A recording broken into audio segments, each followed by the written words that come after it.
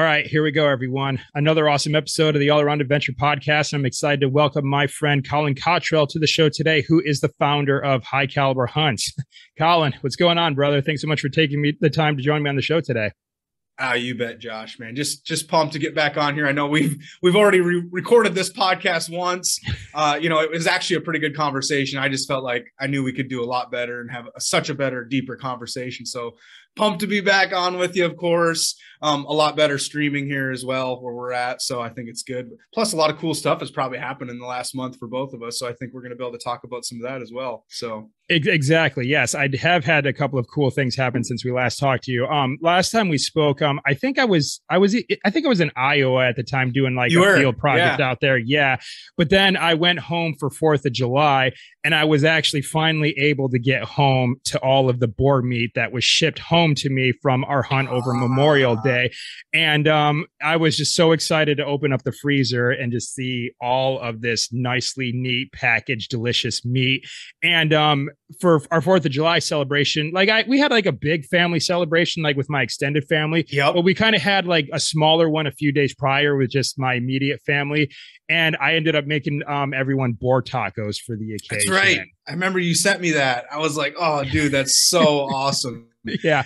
There's nothing like getting to share the animal you kill, man. That's like, honestly, it's one of my most favorite things because I have a lot of family around me on my wife's side that don't hunt. They're not into hunting. They're mostly city people. And, and they're like, I'll bring like wild game to like different family functions and stuff like that. And they're like, what's this? And I'm like, it's meat. and they dig in. They're like, man, this is really good. What is it? What did you say this is again? I'm like, oh, this is wild boar. They're like, what? So it's always funny. Like, the reaction, people are like, this is amazing. This tastes way better than domestic pork, or whatever, or this tastes way better than beef, or, and it's all about how you make it and the effort you put into that. But then when they know that you've killed it with your own two hands, they're like, that's really cool. That's badass. Yeah. And I tell you, man, that was probably like the most excited I've ever been to prepare a meal for anyone else, like in my entire life. But it also just kind of felt like really good. Well, again, you kind of talked about how just like, domestic hog meat or domestic pig meat, I guess I should probably really say, and versus like this wild hog, because I know exactly where that meat came from. I mean, that pig was out in that field just, doing its thing until, you and I and a few others, stalked that hog and a few others down, and we got some good shot placements in. And then, so I know that this meat that I'm serving to my family right now, it's sourced by me, not from some entity that's sourcing things questionably, it's to where the point, like, because like most of the meat, let's face it, most of the meat you're going to buy in the store, you don't know where it came from. You don't know the condition that the animal lived in. You don't know who sent it to this store, who placed it on the aisle. Maybe at best you might know the cashier that's ringing you up, if that. But so that was just a really good feeling. And also just, to see my nephew's 3.5 now, and just, having him get into like his boar taco and enjoy it, and knowing that he's eating something really healthy and nutritious for his growing, developing young body. Yeah. And, it was just a really good feeling. Like, I just really enjoyed being able to share that meal and my bounty with my family. And I think that was one of the drawing, things that got me into hunting in the first place, because I think it's just like with us as men is we want to be good providers for our loved ones, And so I think that was really the draw for me. And I'm going to probably go on a limb and say that's probably got to be one of the biggest things for you getting into hunting too. Yeah. Oh, of course. For me, like, I grew up hunting, from an early age, and a big part of that was, hey, we're providing food for our family. We lived in the poorest county in Minnesota. So like my family we weren't poor, I would say. We were more middle of the road. But, as far as being provided for, but we did look at wild game, that was sustenance for us. That was something that we would provide for our family for the rest of the year to eat on all year. I mean, my dad he loved that. That was one of the most important things for him as a hunter, was being able to take 3 or 4 doe and maybe a buck between the family. And we would eat that throughout the year in all the different cuts and different ways and backstraps and, burger and all the, different cuts and different ways that you can eat wild game. It's really cool. And there's something really special about that. And then when you use your own 2 hands to do it, there's that whole other psychological side to it where it's like, man, I'm actually providing for my family. I'm actually doing something constructive. It's a skill that I'm learning, and it's a skill that I'm improving on throughout my life. It's not, you don't ever just become an amazing hunter. Like, it's something you're always learning and growing, especially as a bow hunter. Like, you're always going to learn and grow and try to become better.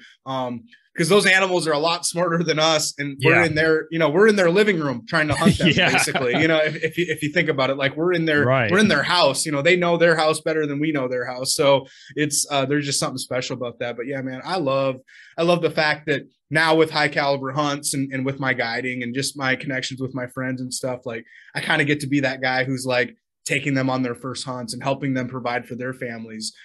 Whether it's you or Kyle or some of these other guys that I've, got to be on your guys' first hunts now.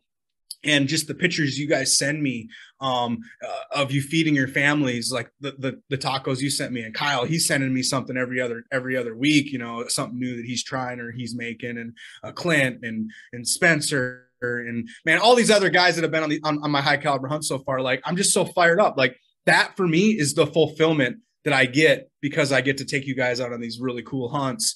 And, obviously there's that side of it, but then we can get into, the other side of it too, where we get to network and connect and get to build each other up and actually build a really cool relationship and friendship around hunting. That's really special too. And that's something, going back to my family raising me in the outdoors and hunting specifically. Like, we spent a lot of time around hunting camp. I was actually just back home for a couple weeks, back up to our old hunting grounds, where basically it's off grid up in what we call the big woods. And my family was up there. My family still owns that land, right around like 3,000 acres of state forest land. And, man, that's where I grew up hunting and learning woodsmanship and learning about how to have conversation with people and talk and tell stories. And, I think back to that, and I'm like, this is where my being a creative, artistic person and being somebody who thinks outside the box, this is where it came from. It came from this time spent in hunting camp with my uncles and my aunts and my dad and my brothers and my cousins, and, just all the different people, the eccentric people that are in my Cottrell family. It's kind of cool. It's kind of cool to think about, man. And, I just want to spread that passion to many more people. That, like, I feel like God has put me on this earth to not only help people improve their life, but also to give them an opportunity to learn some new skills and some new traits and things that they can, pass down to their family. Right. Well, of course, the idea of hunting, and, you're kind of talking about like just this connection and this camaraderie with, like, people within your family as you're growing up. And of course, even now with high caliber hunts, if you think about it, that we right now in the present day, we are alive because people hundreds and thousands of years ago perfected this art of hunting and gathering. Yep. and things like that. And, you got to kind of, and I'm putting my archaeology hat on along with the hat I love it. You gave me here when I talk about this. But, in Texas, where you're based, and I was telling Nick the same story too. I think it was a little bit north of Austin. They found an archaeological site a few years ago that had spear points that they predicted were about almost 15,000 years old. And Now it's a spear point. It serves a practical purpose, and that is you are going to drive that spear point into a living creature, whether that be another person or an animal of some kind, to kill that thing. I mean, let's face it, that is, no matter how we look at it, that's what a spear point is designed to do. And so, it's just, we've been hunting for millennia, and even far more before that, I'm sure, probably going back millions of years. I mean, I'm not the best prehistoric archaeologist, so I haven't delved into it that deeply, but it's just, we descend from hunters and gatherers. And so I think there's some sort of primal connection to getting out and going on hunts like this. And of course, like, bonding with others as a result, because even in some cultures today around the world, hunting serves as a rite of passage, bringing, like, let's say, young men into manhood. And so, it's just something I think is just kind of deeply rooted within us to go out and do things like that. Well, and as we've built big cities and we've gotten farther away from our food and farther away from just the opportunity to have to provide for your family in that way. I mean, it's kind of interesting. I have these conversations, like I said, with a lot of people who've never hunted and didn't grow up in hunting and never really thought about it as a way of life. And, they've not that they've been misguided. That's just all that they know. And unfortunately, like they're so far removed from their food that like they look at hunting and they look at the idea of killing your own food as something that's like, it's horrible. You know what I mean? And right. like, it's like, no, it's the farthest thing from horrible. It's actually it's one of the best ways that you could provide for yourself is killing your own food and going out there and trying to be ethical and humane and you know, make those things happen quickly. Which obviously you were on a high caliber hunt. And you guys made excellent shots and you guys took it very serious. You guys were leading up to the hunt. You know, I was telling you guys, hey, make sure you practice, make sure you put your time in, make sure you put your effort and energy into, you know, practicing and becoming the best shot you can be. And it was pretty obvious you guys did put that time in because you guys all made great shots when you guys had the opportunity to present it. And, you know, I look at that and I think, man, like if people really understood, you know, the fact that we're out there, you know, providing for our families, doing something constructive, learning, growing, you know, and then obviously there's this end point where we do get to provide for our family with the meat. You know, it's really special. It's a really wonderful feeling, and you can say that yourself, you know, because you get to talk about that now. Right, you get to be the best advocate for it because you didn't grow up hunting. I mean, you had some of it around you being in Michigan and more of a rural area around you, but you know, you didn't really grow up hunting yourself, right? No, I didn't. Not at all. So like much of my like extended family were hunters, but I'm not sure why it's taken me like this long to pick it up and later on in my life. I mean, I'm glad that I am now because like I said, I'm really enjoying the trajectory I'm on, especially like haven't gotten my successful first game, wild game kill with the giant boar that I got. And I have found it kind of weird with like some of the controversies surrounding like hunting. I think like maybe a lot of people have it in their minds that hunters are just these like wild, crazy buffoons that just like to go Savages. Out there and kill things and everything. But no, it's just like all the hunters that I've met, again, whether it be with you, the other guys that I've hunted with and high caliber hunts and just my extended family who have been longtime hunters. Yeah, they put a lot of work into, you know, making sure that their sights are lined up, zeroed in and dialed in just perfectly and getting the repetitions in like at the range or what have you, because the last thing any one of them wants to do is to take a bad shot and make an animal suffer. Like they don't want to make that happen at all. They try to really do it humanely as possible. Yeah. The reality is as hunters, you know, we have respect for the animals around us. And that's the truth of it. I mean, there might be a small percentage of people who are these bloodthirsty savages that, you know, maybe give hunting a bad name, unfortunately, and then the media runs with it. But for the most part, I've been a hunter for 20 plus years and been around hunting my whole life. And I can't tell you I've ever met one person that had any kind of disrespect for an animal. They've always treated wild game with utmost respect. And that's why we have certain hunting rules and ethical rules and ways that we try to, you know, present hunting, because we want to show it in the right light. And we want to show that, hey, this is something that we want to sustain and we want to have for a long time and pass down to our family. And kind of jumping back into what you previously said, Josh, like, it's in our blood, man. Like there's just something primal inside of us. Like there's obviously been something primal inside of you that want to go down this journey. And, you know, not everybody maybe is going to act on that primal instinct. And that's okay, because we need people that garden and we need people that are more soft, you know, in that way. And that's okay. But I think especially as men, we have something inside of that God has put inside of us that says, you know, hey, you're the provider. You're the guy that's going to go out there and you're going to become the best you can be in your life, so you can provide for your family and provide for your community and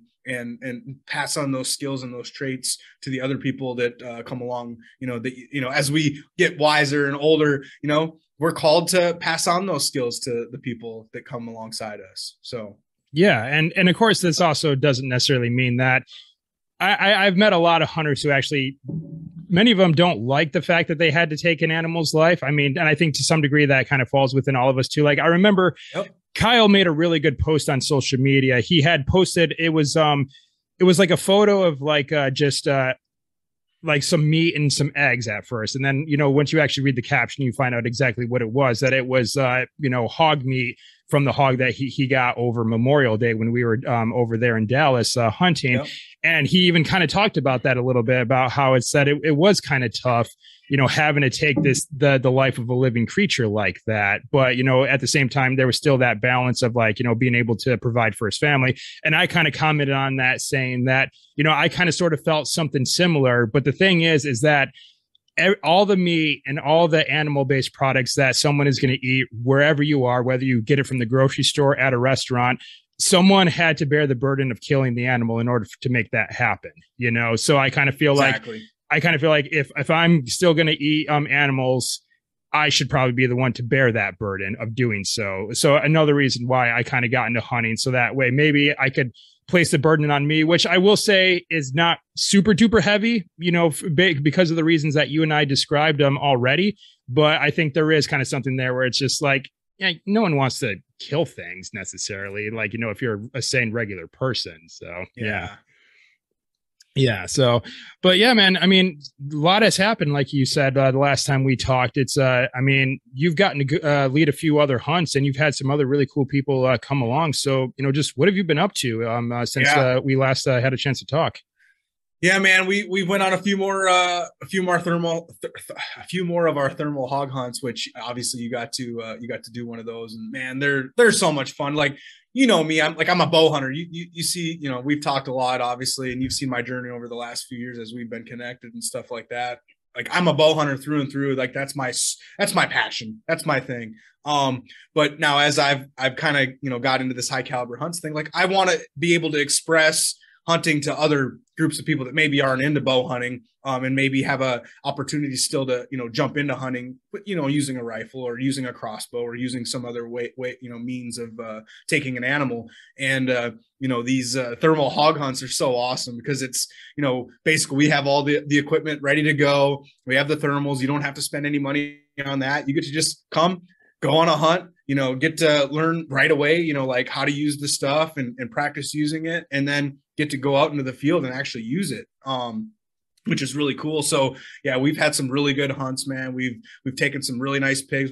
A couple of our last hunts have been really awesome because we've taken some pretty giant boars with some big cutters, and, you know, nice. Not that that's like it's super special, but it's just like, it's cool. It's like, as a hunter, like, it's kind of fun to be able to, you know, take out some of those old boars like that, you know, and man, just being able to have those hunters provide for their families, like we've already been talking about, has been super special. Like I said, I'm getting texts and calls and Instagram posts that I'm tagged in from all you guys, like all like at least a couple times a week. Like, oh man, like I'm sharing with my family, or man, this is amazing. This is so good. This old boar, everybody says old boar tastes like crap, but this tastes amazing, you know? And I'm just like, yeah, exactly. 'Cause, you know, that's the truth of it. So yeah, man, we've been doing a lot of hunting. Kind of looking at this fall too. I have a few hunts on my schedule they're filling up here already, but just looking ahead, like we were talking about before we hit record, like I think I'm going to do a couple high caliber hunting camps. Those are really, for me, my bread and butter is going to be those, because that just gives us that opportunity to spend time in camp for 3 to 4 days, you know, kind of have those deeper conversations. And really that's what a high caliber hunt is. You know, it's that opportunity to, you know, really spend time together, networking, talking about business, talking about life, talking about, you know, deep, intimate things on a personal level. And obviously we had those conversations on your hunt, you know, we got to have some really good conversations, but those are a little more action packed, and they're really on the go versus, you know, spending 3 to 4 days in a hunting camp where we're feeding you and we're spending time together around the campfire, those kinds of things. Like, just gives us that opportunity for that time together. And it's so memorable. Like,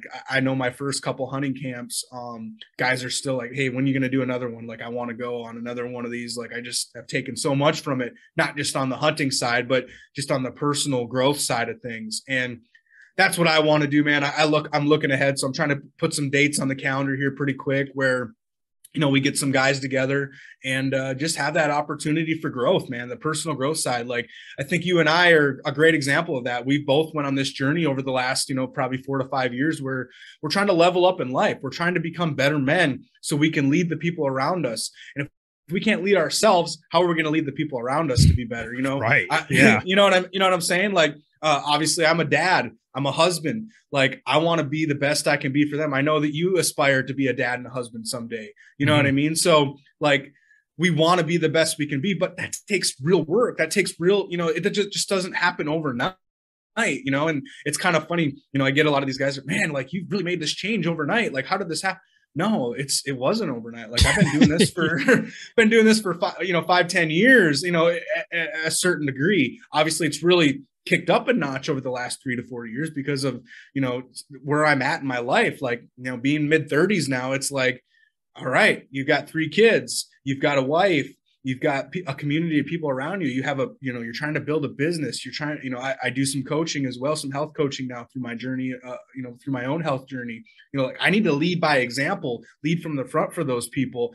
That's the best way to lead people. It's not by doing a bunch of this flapping, right. and showing cool Instagram reels. No, it's by actually putting in the deep hard work when nobody's looking, and so that's what I love. And that's what High Caliber Hunts is all about. We've talked about this a lot, Josh, between you and I want to see more guys get on that path. And ultimately that's the impact I want to make on this world. And the legacy I want to leave is being a guy who not only led his family and the people that are the closest to him, but also extending that out to making an impact on people who have come on a hunt or just had some kind of personal connection through whatever social media or even, in-person live events or things like that. So we'll see where that all goes. I've got some pretty cool ideas for all that, but you just got to keep building it and growing it, and God willing, the chips fall your own, the way you want them to fall as you go. So.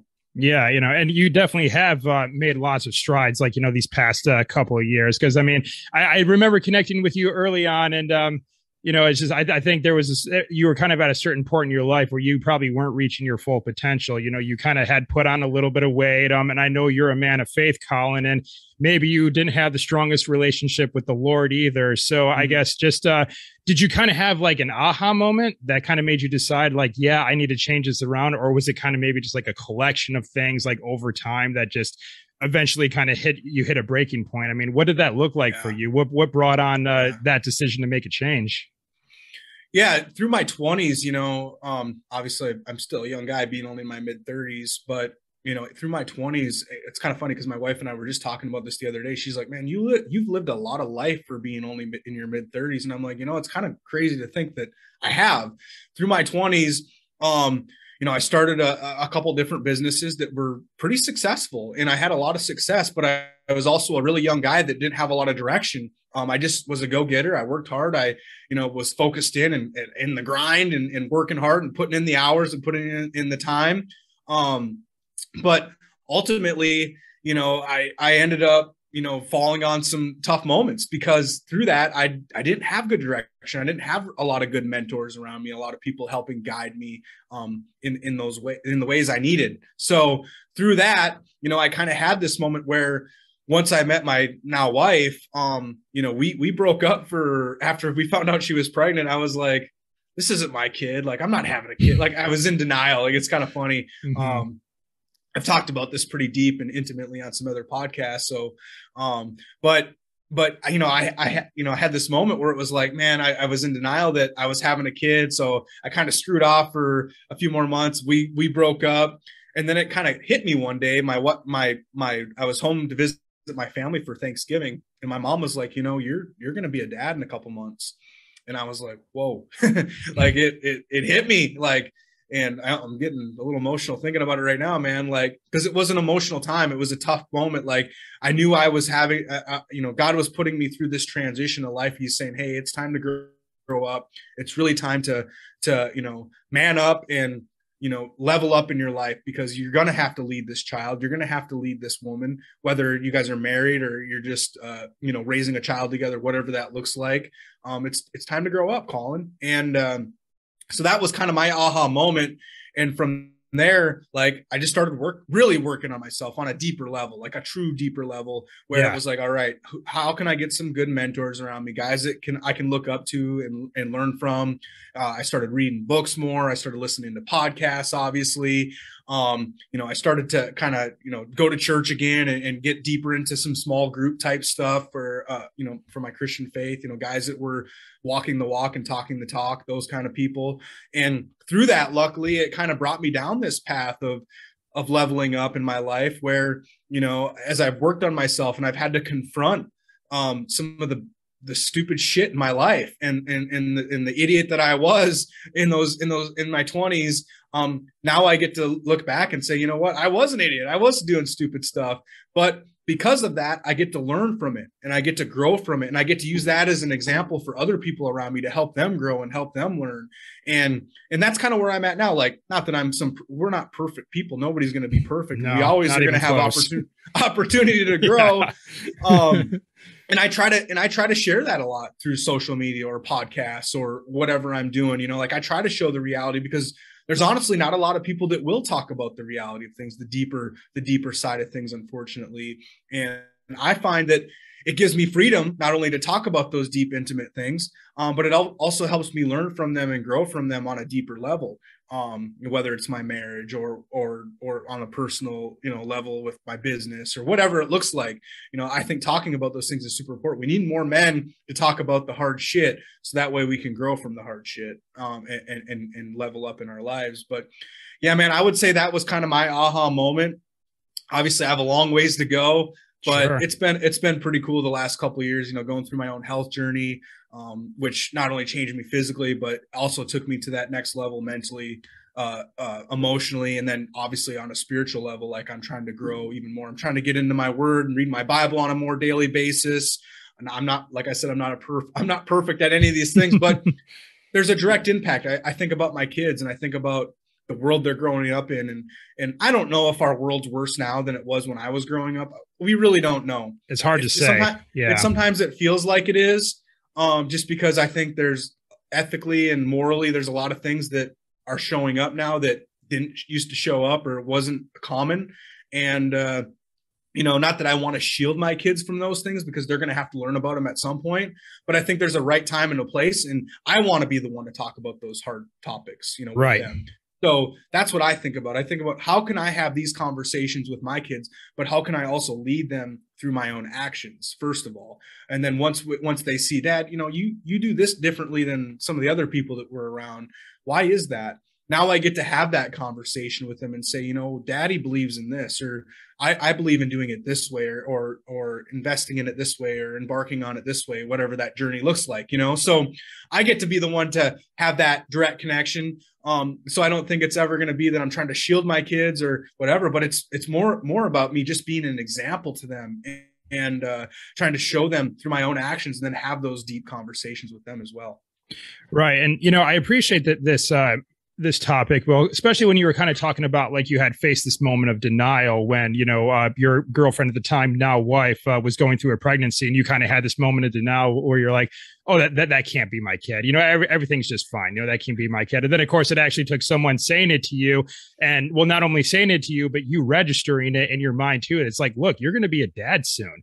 Okay. And then once you kind of you were able to beat that denial, then you were able to make the changes in your life that you needed to see, that you saw for yourself. Where I think, a lot of people are kind of stuck in certain things because they are dealing with denial. Like maybe they've gotten out of shape and their health is in the decline, or, they've been making mistakes in their relationships or their marriage, and now their marriage is falling apart, or, they've been not making the best decisions financially speaking, and now their financial house is in total disarray. And I think to kind of break out of those, you actually kind of be real with yourself and actually just say, look, I'm fat and I'm out of shape. I need to do something. Or my marriage is in the tank. I got to do something. Or my financial house is a total mess. I got to do something. So, and I think, and of course, that's not negative self-talk to do that either. I mean, it's just like, if you say that and acknowledge it as reality and also start creating the mindset to make changes in yourself,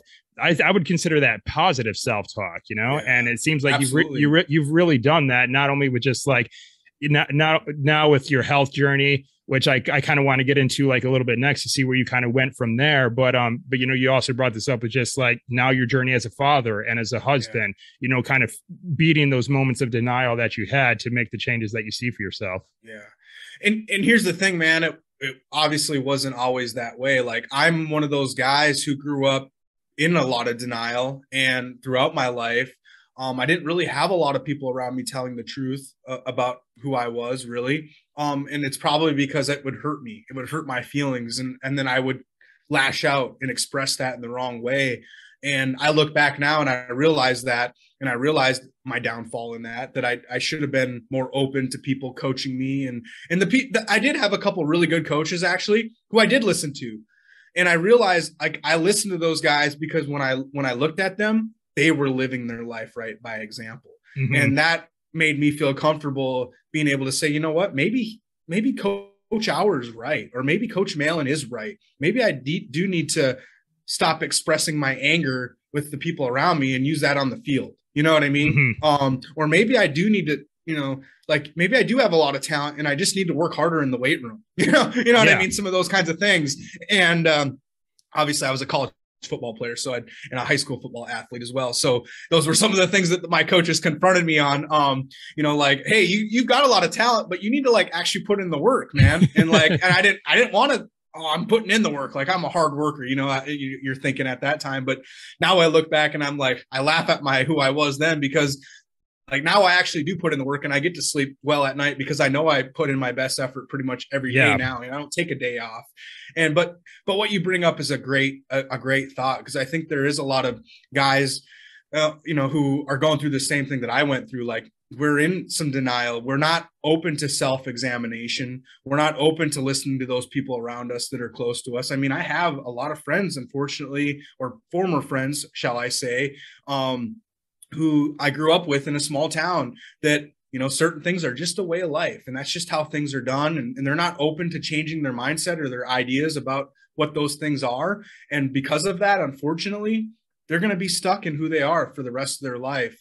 And they're not going to be able to have the opportunity to grow outside the box of who they could potentially become.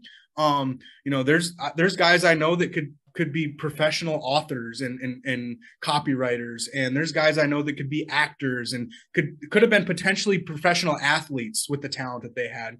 But because they were so closed off on listening to others and opening their mind to what others had to say around them, they never reached that potential. And I can tell you personally, like there's a lot of things that I probably didn't reach my potential in now, that if I would have been working on those things earlier in my life, I'd probably be on a different path. Now, obviously, God put me on this path in a certain way and has still led me down a great place. And I'm able to make an impact and help others now with where I'm at. But who knows where I would have been if I would have been working harder in that weight room during the summer? Right. Who knows where I would have been if I was open to being coached in certain ways, or if a manly mentor came around me and really invested his time into me on a deeper level. So there's something to be said for that. Not only as the guy who potentially could mentor younger people around them. I think about that a lot now, because as I went through down this journey of growth, like I want to be a mentor to other younger guys. I want to be somebody who says, you know what, dude, I've been there, man. I went through that exact same situation, and here's what happened for me. I suggest you go down this path, but I'll leave that up to you. And on the other side of it, I'm still trying to be open and coachable. You know, there's guys around me that I really look up to and that I have seeked out and brought around me because I want to learn from them and I want to grow from them. Do I agree with everything they say? No. Do I have to copy and follow everything that they do in their life or do it exactly like they do it? No, not at all.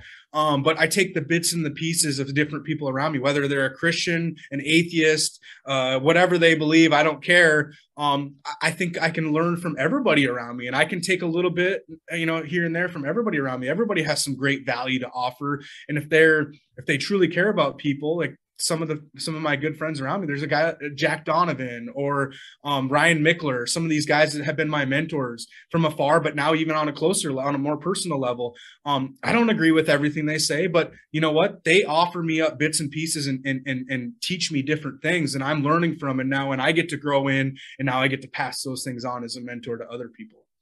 Yeah, I mean, we're all on a path, like for some ways, and well, those that I'm connecting with are on a path as well. Maybe slightly, or maybe even totally different than the path I'm on. Like Yeah. I'm like this archaeologist, having gone to get a master's degree and things like that, and like some people just build businesses like early on, like and you're right, you can take bits and pieces from all these different people who are walking different paths. Like I look at I'm doing 75 hard right now. I'm actually Yep. almost done with 75 hard.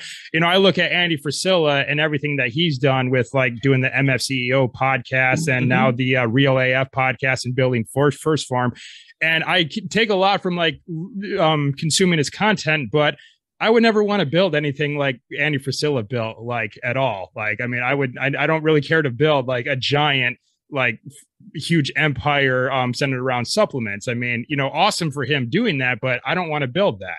But that's his journey. That's his journey. Exactly. But, there's definitely something to be said about someone who goes out and builds something like that, because you can take like all those things and apply it to your own life as well. And that's been kind of one of the big things about with me, especially like, you and I, we connected through organizations like Order of Man, that where like a lot of what Ryan Mickler talks about is building that camaraderie and those connections with others. And also, I've been a part of the Iron Council for a good while now too.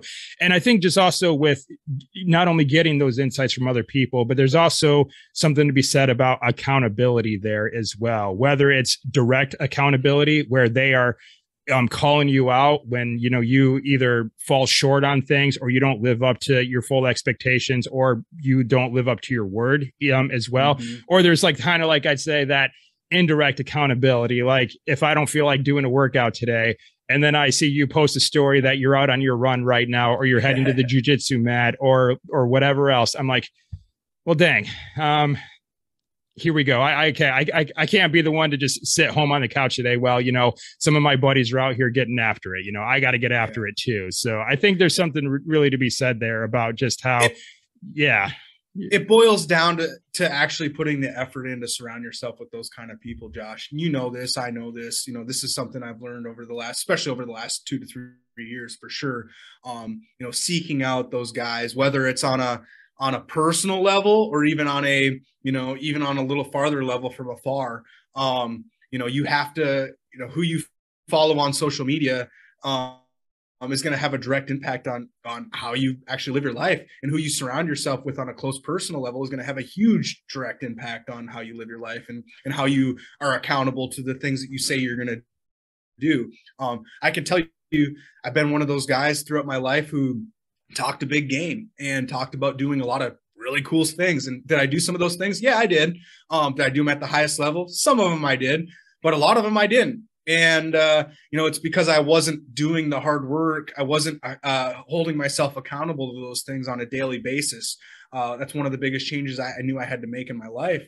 And it's directly impacted my health journey. I know you wanted to talk a little bit about that. Like I was 290 pounds. Oh man. And now look at me now, I'm 205, about 210 pounds, 205, 210, somewhere right in there. But you're also like 6'3" though, or something. Yeah, like I'm a tall guy. I'm a tall guy. So here's the thing, like I could hold my weight well for being 290 pounds, but dude, I was fat. I was lazy. I was out of shape. I wasn't leading my family right. I wasn't leading the people around me right. My marriage was falling apart. My relationship with my kids was horrible because I couldn't hang out with them and play with them and run around with them and tickle them and, roll around on the floor with them. My work was suffering. I wasn't embarking on, my entrepreneurial ideas that I had because I didn't have confidence in myself.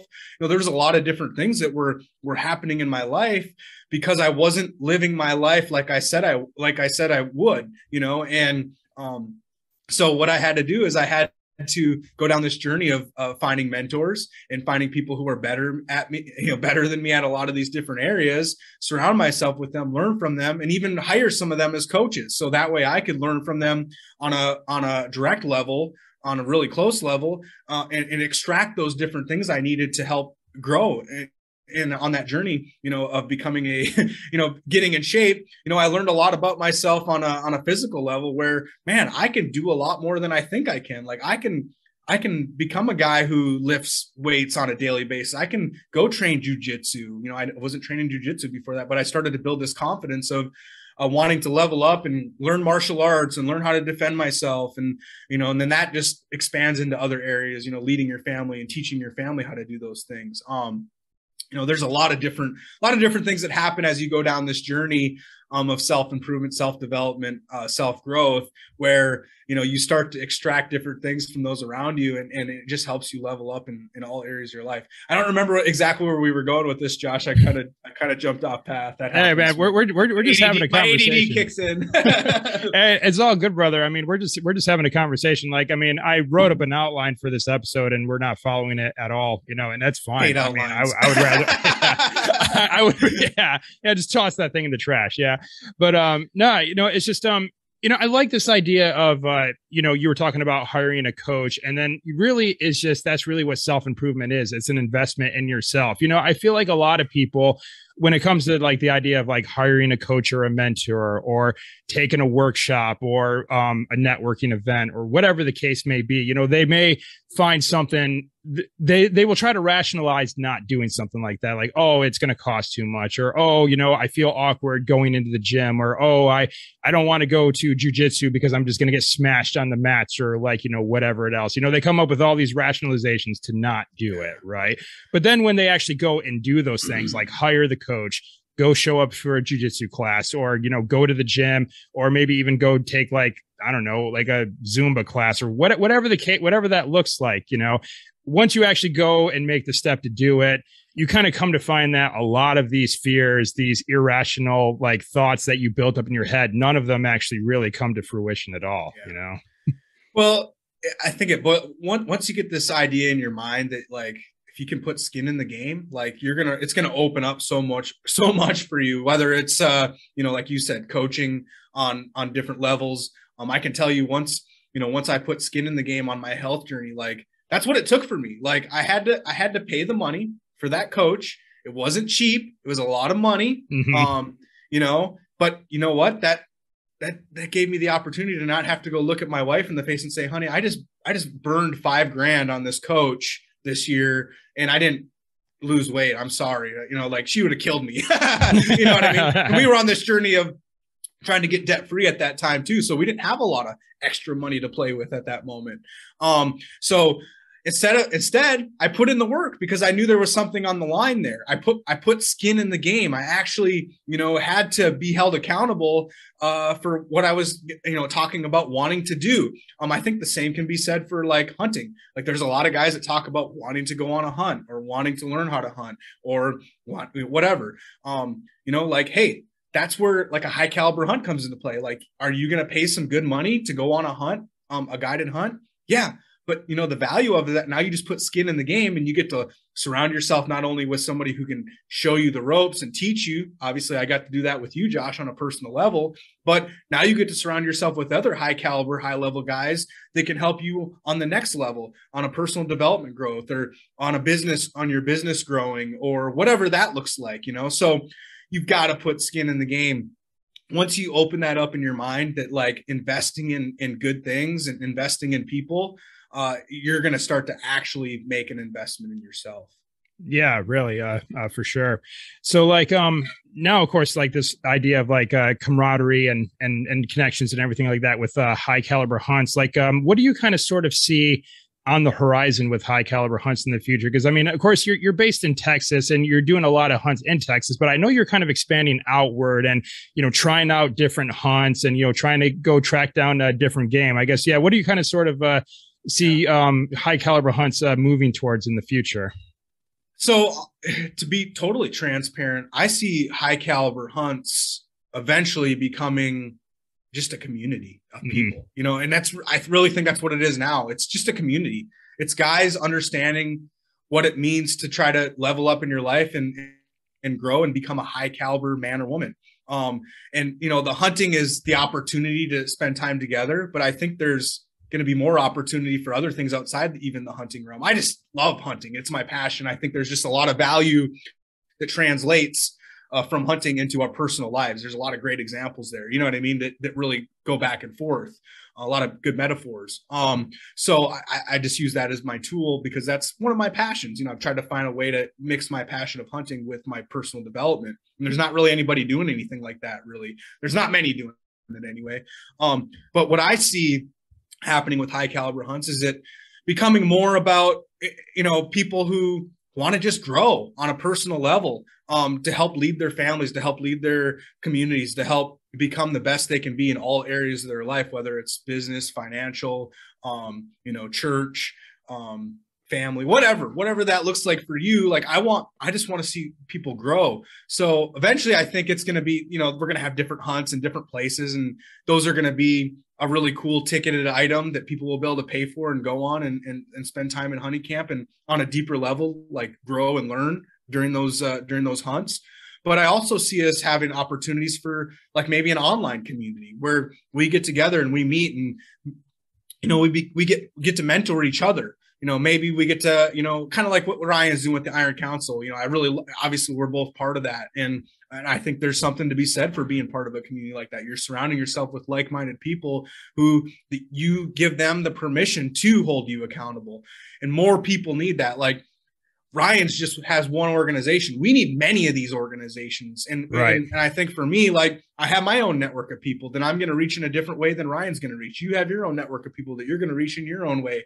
We all have different value and different networks. So that's what I see happening. I don't know if that is going to be coaching necessarily or just a community that comes together and then maybe have hunting as part of that, or different events or different things like that. But honestly, I don't even know. I'm still trying to figure that out right now. Like I really don't even have a plan for it because I'm just kind of taking it one step at a time and learning from every situation. I'm still on a path of growth myself. So as I unlock more growth in my life, I think it's going to unlock more opportunity for different entrepreneurial opportunities and what that looks like. So I can't even tell you what that looks like in the future. So it's not a great answer, but I can tell you there's going to be some really special stuff. I believe that God's got a really cool plan to use me to help other people and make an impact on them. I truly believe that. So that's what the future looks like. Are we going to have more hunts in the future? Yeah, of course. I want to do all kinds of really cool experiences. I love that. I love, obviously taking people on hunts.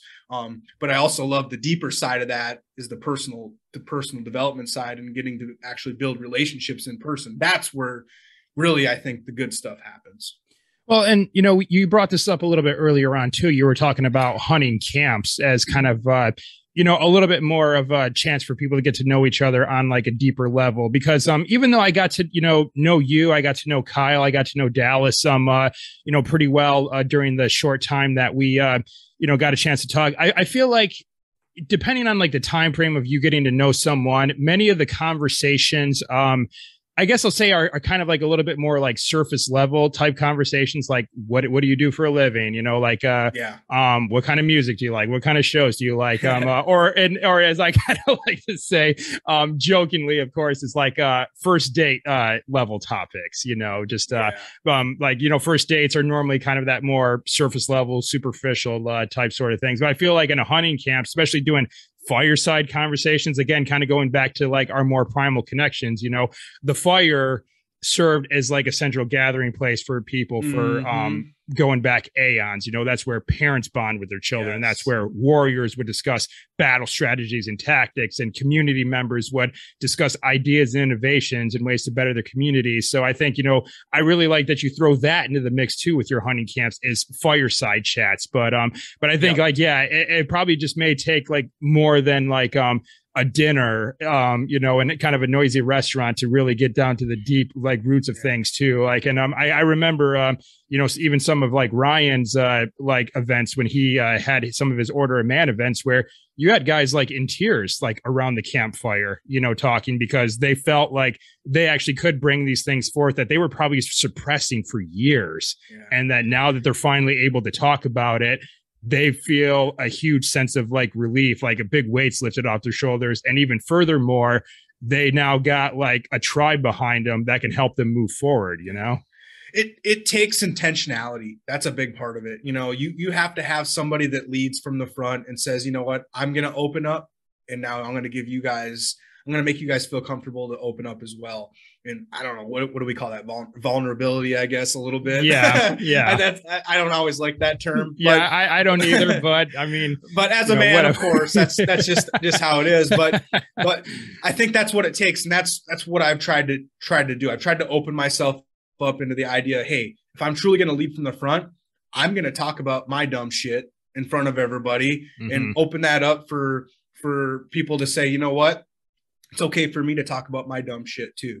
And I think that's what's special about what I'm trying to do. And that's what's special about guys like Ryan or any of these other people who are building these really cool tribes and communities, is they're actually opening up about their downfalls, and it's giving other guys around them permission to do the same. And then you're saying, hey, we're here to come alongside you. Are we going to baby you? No, we're not going to baby you. We're going to tell you the truth. We're going to be honest with you, but we're also going to be here for you to be an open ear and give you true advice that's going to hopefully help you grow and become better. And I think that's, I think that's a special thing, man, that when you have people around you. So that's what I'm trying to do. Like, we've actually had some of the, on the thermal hunts where we've had some pretty deep conversation, I know we got to, have some deep conversation, whether it was before the hunt or during the hunt. It's not as easy because, that's an action packed hunt, but we did have some deep conversation. We stopped in at a local brew, or we had a few beers or whatever, and we're eating some good food and just having some deeper conversation.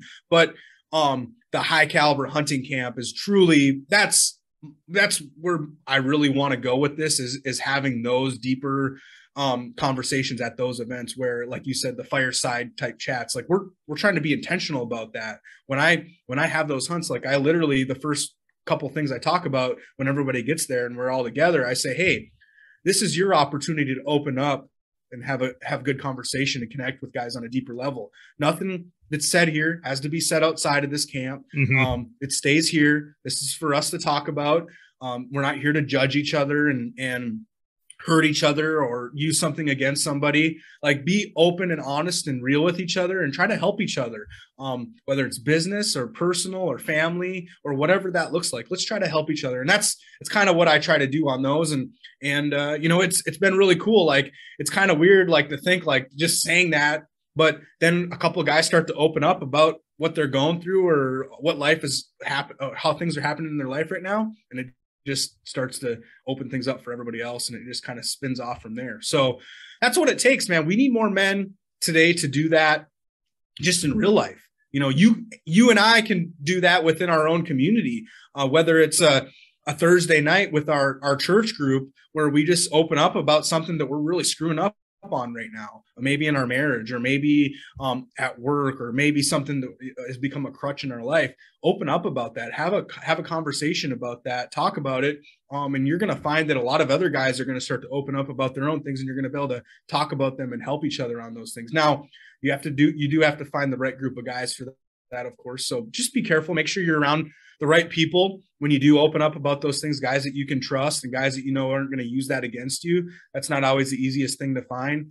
I fortunately have found that with my church group, and I've also found that in organizations like the Iron Council with the Order of Man.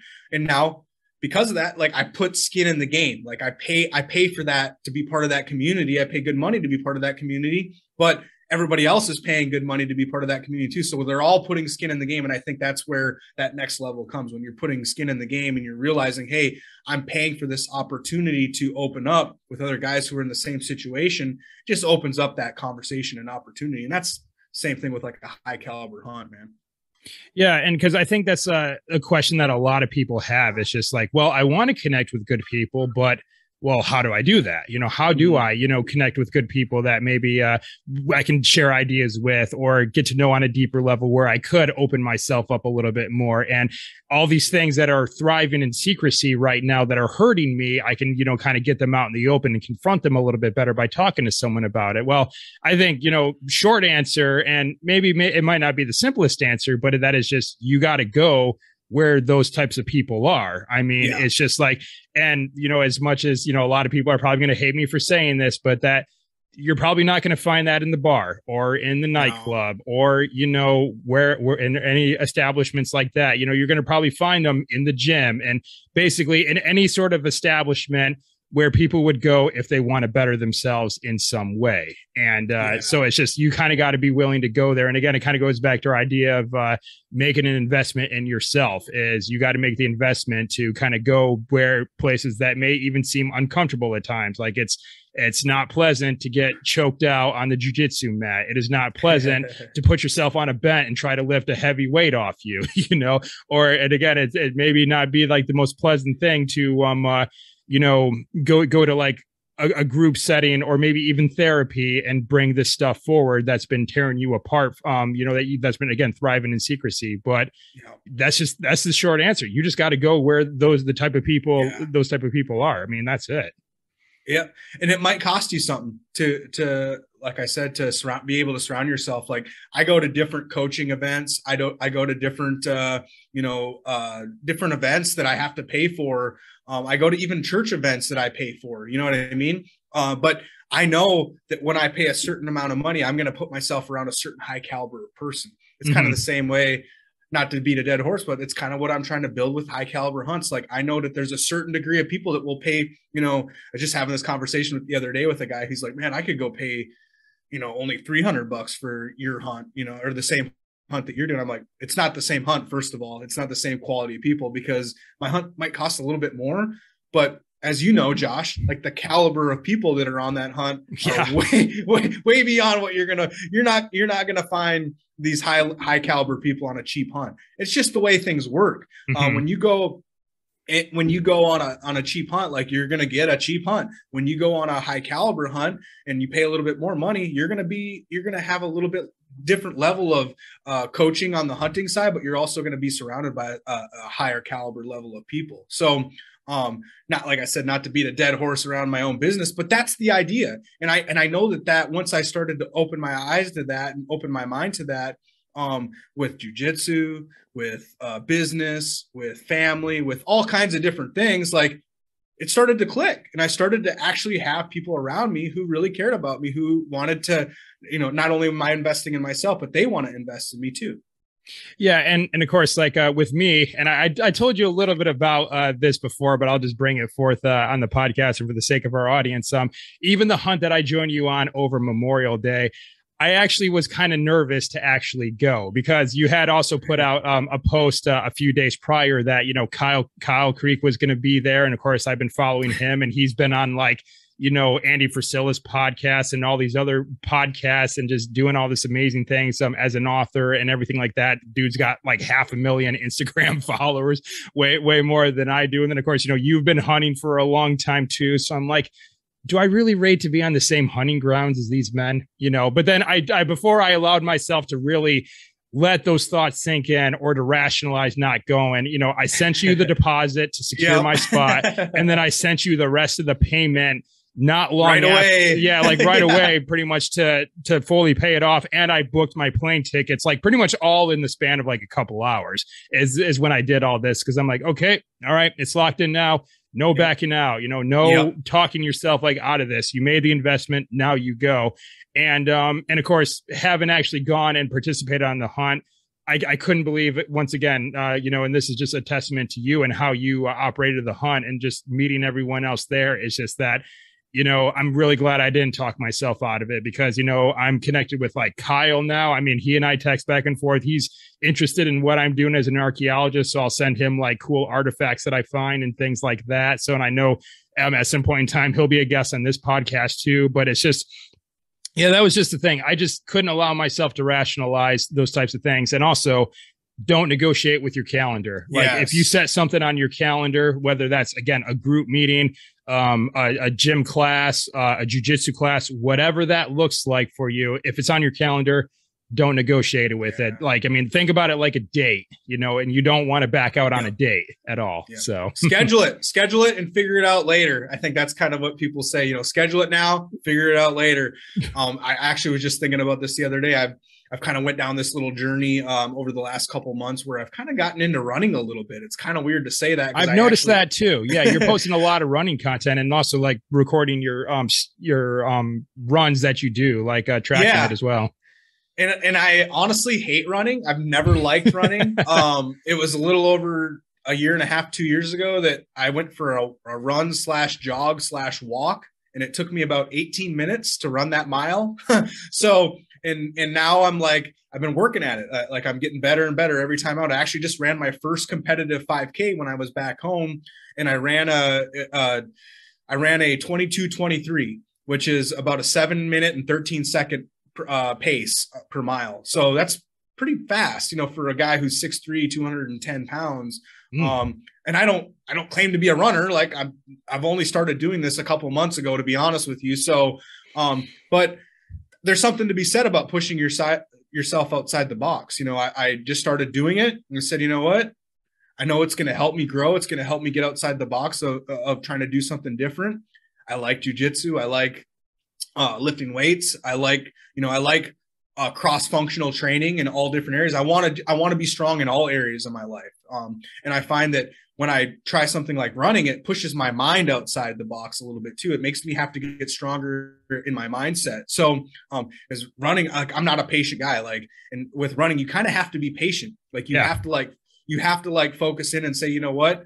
It's going to take me a while. It's going to take some time. This run's going to take a little bit if I'm doing a 5-mile run or a 10-mile run, you know what I mean? But, what are the things I can think about during that time to help me facilitate and get faster and grow stronger in that? So it's kind of cool. I've went down this journey of running, and, it's opened my mind to the opportunity that, we can all get outside the box and do different things that we don't even imagine we can do. And now I'm like, I'm thinking about, scheduling, like we were just talking about. I need to schedule something on the day, either a half or a full marathon, and just say, you know what, schedule it now, figure it out later. And I got to do that. I'm going to do it here pretty quick. So. Yeah, and actually I did that when I ran the Marine Corps marathon. Of course, mind you, this was like years ago. Like I'm the type of person when it comes to like physical challenges, I like dabble into different ones. Like I wouldn't consider myself a runner, but I worked my way up to run a marathon before just to see if I could do it. And I wouldn't consider myself to be a cyclist either, but I cycled across a West African country before, like 300 miles across the Gambia. And I never really That's amazing. Yeah, I never considered myself to be very much of a hiker. Well, I am a Marine, so I guess kind of technically I am, just based on basic training. But then I just did a through hike across the entire state of Michigan, which was about 1,200 miles long. So, and that just ties in well with just like what we kind of talked about earlier about getting like out of our comfort zone. And one of the weird things that's kind of happened with me with fitness, and this is probably just a modern day trend for whatever reason, is that I get a lot of criticism when I'm trying to better myself in a physical sense, where like, it may not be like outright criticism, but may kind of just come in the form of like, maybe like a weird stare or like kind of like an awkward look. Like, let's say if I'm out eating with a group of friends and, everyone's like getting, whatever, like they're big, like burgers and piling on all this stuff. And I may get like, steak or some other kind of like lean meat. And my side will be, instead of getting like onion rings or French fries, I'm getting like steamed broccoli or the mixed veggies or whatever it is. Oh, you're better than them, Josh. You don't have to, you're not getting the burger and fries. Exactly. It's just like, oh, you're too good for us now. You over there with your healthy meal, or when I quit drinking alcohol, like I quit drinking alcohol almost 13 years ago now. And it was the same thing. Like, everyone would say like, hey, it's your birthday. What are you drinking? I'm like, oh, actually, I don't drink. It's like, oh, what are you judging us now because we're all drinking? And it's like, no, I'm not. It's like, just like a personal decision. Exactly. It seems kind of weird in this day and age where it's just like, if you're on a path to better yourself, it almost seems like people think that you have to defend that in some ways. I mean, what was that? At least that's been the case for me. I mean, what about you? Has that happened to you at all when you decided to kind of make like changes within yourself, whether it's in, again, your fitness journey or, in the realm of business, anything like that? Oh, for sure. I see that happening all the time. Like I'll be around a certain group of people and I'll get some weird stares or I'll get some weird comments or things like that. And it's just like, you kind of get to that point where like, you just think in your head, like, man, I feel amazing. I don't care what they say or how they look at me anymore. You know what I mean? I've got to that point now where I just don't even care anymore. Because those people are on a different path than I am. And that's okay. Is everybody I'm around in perfect, great shape like I am? Or are they working towards fitness goals like I am? No. but I'm still gonna live my life how I want to live it. And if that makes an impact on them and influences them to do better, cool. The majority of people that I have around me, I get messages many times a week like, dude, you've inspired me to actually start working out. I'm down 10 pounds, or I'm down 15 pounds, or I started cutting soda out, or I stopped drinking, or all these different little things. And it's like, it's amazing to hear that. And then I'll hear from some other guys, kind of like what you're saying, like, oh dude, I'm not into that. Like, that's just not my thing. You know what I mean? I'm like, okay, cool, whatever. Whatever. And a lot of those guys, unfortunately, I don't spend a lot of time with them anymore, because we're just not like-minded in that way. Now, do we have other things that maybe we will do together? Yeah, of course. Yeah, maybe go to a show, or maybe go see a band play, or something like that, or maybe, hang out for an afternoon, and that's cool. But I just don't invest as much time into those people anymore like I used to. I guess family is a perfect example of this. Do I love my family? I love my family very deeply. It's very special to have a good family around me. Talking about my parents and my extended family. I love them. Do I spend a lot of time around them? Not always, because you know what? They're down a different path than I am. They're in a different place in their life than I am. Do I let that create separation between us? No, I go hang out with them and invest some time in them when I get the opportunity. Are we having the same kind of conversations when we're spending time together as you and I are having right now? Absolutely not. No, not with my family either. it's a little more surface level on some things, and we might go a little bit deeper on some subjects, and that's okay. And that's okay. Do I love them and care about them? Yeah. Do they love me and care about me? Absolutely. Do I want them to spend time with their grandkids? Absolutely. Do I need to create boundaries and have some separation there? Yes, I still do. And there's nothing wrong with that. That's okay. And as I get older, I'm learning more and more about that just because you create some boundaries and create some separation in relationships, it's not a bad thing. It's actually a really, really good thing. And when you do spend time with those people, that are maybe a little bit different than you, you can still make it worth your time and worthwhile, and still have it make an impact on everybody around you. Like you were saying, like there's some people I'm around and all of a sudden I'll break out, like I'll eat a candy bar, or I'll have like a beer or whatever around them. And they're like, you can eat that? I'm like, yeah, I live a lifestyle. Like I like to indulge in certain things at different times, but I don't make it a priority. Like I don't do this all the time. I do it every once in a while. You know what I mean? So, and that's kind of like opens their eyes. They're like, oh, okay. So he's not better than me. He's just living a certain lifestyle. You know what I mean? So I think that's, ultimately that's what it comes down to, Josh, is that's another opportunity for us to make an impact on the people around us. Not everybody's going to agree and be open to our way of thinking, and that's okay. The sooner you understand that, the better you're going to be in your own life to just live your life how you want to live it and let others live how they want to live. And I think, honestly, you look around us, man, we need more of that just in life. We need more of that in our country. Like we need people just to live life how they want and be open to that, and just live the life how we want, and not, just live the life how you want to live it, and try to be an example. Is everybody going to be down this perfect path of self-growth? No, they're not. Some people are going to be, stuck in their ways, and that's okay.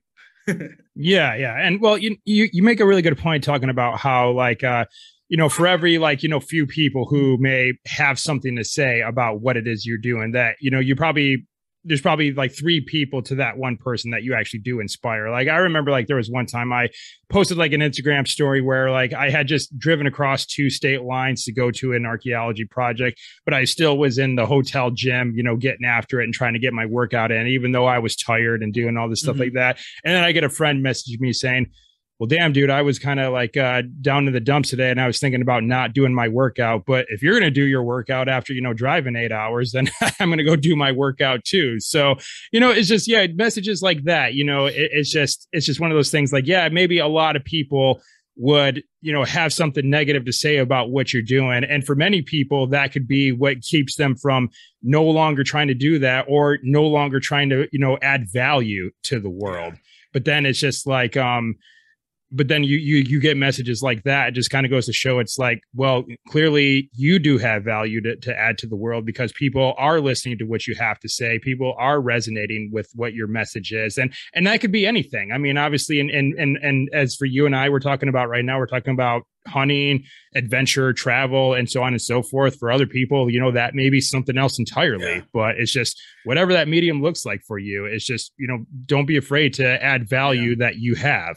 You know, ultimately, here's the thing, man, and it's one of my favorite speeches is the man in the arena. You know, ultimately, if you put yourself out into the arena, you know, you're gonna get feedback, whether it's good or it's bad, and you know, you don't let that hurt you, but be prepared for it. You know, you're going to get a lot of good feedback from people who are in support of you, but you're going to also get a lot of bad feedback from people who are not in support and not doing the same.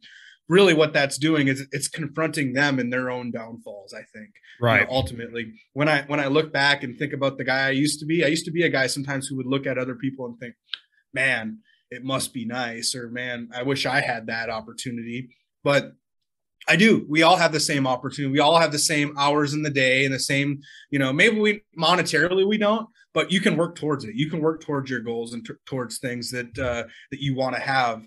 And I could say that in my own life, like there's things that I want to have and things I want to work towards. And I'm putting in the work and putting in the time, putting in the effort, working towards them. Am I going to accomplish all of them? Probably not. But, you know, at least I'm on that journey of trying to do that. I'm putting myself in the arena. And the majority of people that comment and write me and message me and whatever, you know, it's all positive stuff. It's all really good stuff. Now, do you get, you know, a few people here and there that, you know, are pretty negative? Yeah, you're going to get that. You're going to get some blowback. And the more and more you put yourself out there, you're going to get more and more of that as well. So be prepared for that, but use that as fuel. Use that as that little chip on your shoulder that continue to it helps you fuel yourself forward to actually create an impact on those people that are learning from you and growing from that. Because ultimately that's what's going to be special about it.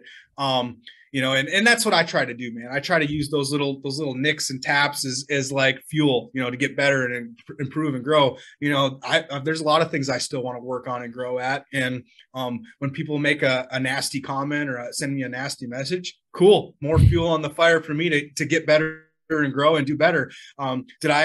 Did I fall down and not accomplish something that I was working towards? Yeah, there's a lot of things I've done over the last couple of years that I haven't accomplished that I want to accomplish. But you know what? I dust myself off. I get back up, start running back towards those goals, or walking, you know, start limping towards those goals, some of them, you know, and work back up to that run, you know, and that's okay. I think when you put yourself out there, it's a really special thing, because you're actually putting yourself in the arena to show your downfalls, and how, hey, as a human being, we're not going to accomplish everything, but we can get back up and we can work towards those things and eventually accomplish them. I heard a really good conversation the other day. I can't remember what the guy's name was, but he's a coach, and he talked about how a lot of his accomplishments have come after several years of negative situations, where he was like, he's a strength and conditioning coach, I believe I think it's at Georgia Tech now. And Luke Carolla. I don't know how to say his name. Anyway, I think that's the guy who it was. He talked about how for several years he wasn't really known as a good strength coach. He was working some pretty cool jobs. He got fired from 2 or 3 jobs, and then after he got fired like 2 or 3 times, the next year he was National Strength Coach of the Year. Wow. And which is really cool to think about. Yeah. Like, the guy failed. Like, he had every reason in the world to quit and maybe move on to a different career or try something different or do something different. But then he became the top of his game. And you know what? I think about that in my own life. Like, there's a lot of downfalls, a lot of things I'm failing at, a lot of areas that I need to improve at.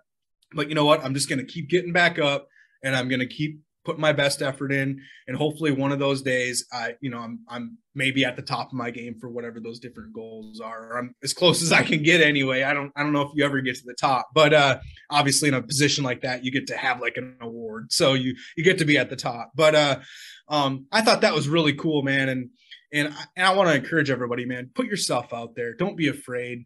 Put that effort in, put that hard work in. If you fall, show the downfalls, show the failures, show the missed shots, show the, show the struggles, because that's going to resonate with more people than just the awesome story that you've accomplished everything in your life. Because that's not reality. That's not the truth of how things happen. The truth is we fail, and sometimes we win, and ultimately, because we fail so many times and then we win, that's what helps us become a winner in life. Mm-hmm. Yeah. Now, here's kind of a curveball question for you, Collin. Okay. We talked about like a lot of these really good like mindset, ideas and strategies, and also, forming strong connections and having accountability and everything like that. But I also feel like there's a lot to say about being not necessarily, I'd say, intrinsically motivation, like self-motivation, but simply just being disciplined too, or having what I refer to as like a North Star, like, that one huge thing in the distance that kind of keeps you going, and I kind of think back to when I through hiked across Michigan, because obviously it took me 3.5 months to hike the 1,200 miles that I needed to do to complete that thing, and so many times, so many days, I was either in physical pain, the elements were kicking my butt, or whatever the case may be that, just made me miserable, like, out there. But my kind of North Star was the fact that I was doing something greater than myself. Like I was doing it to raise money to help veterans, so that was kind of the big thing. And another one of them was going into that when it came to veterans, is because I knew that somewhere in the world at that very moment when I was having those, that time on the trail, that tough time on the trail, there was a veteran out there, and I hope I don't get too emotional when I talk about this. I knew that there was a veteran out there that was thinking about quitting too, thinking about quitting on life. And I knew that I couldn't quit that hike because I didn't want him to, I wanted him to live on. And so that was one of my big North Stars that kept me going. So just kind of with like you now, doing all the things that you've done, still staying consistent with your fitness journey, still really trying to push forward and really grow high caliber hunts as a business and as a community. Is there a North Star that is further in the distance of anything else that we've talked about? Anything come to mind? Yeah. So this is actually something I've been really thinking about a lot lately. So I love that you brought this up. I actually have some content going out here in the next few days around just some thoughts around this actually. So I'm going to be putting that on Instagram, but I think it boils down to our why. Why do we want to do something, and I know that's kind of the catchphrase, that a lot of guys will use.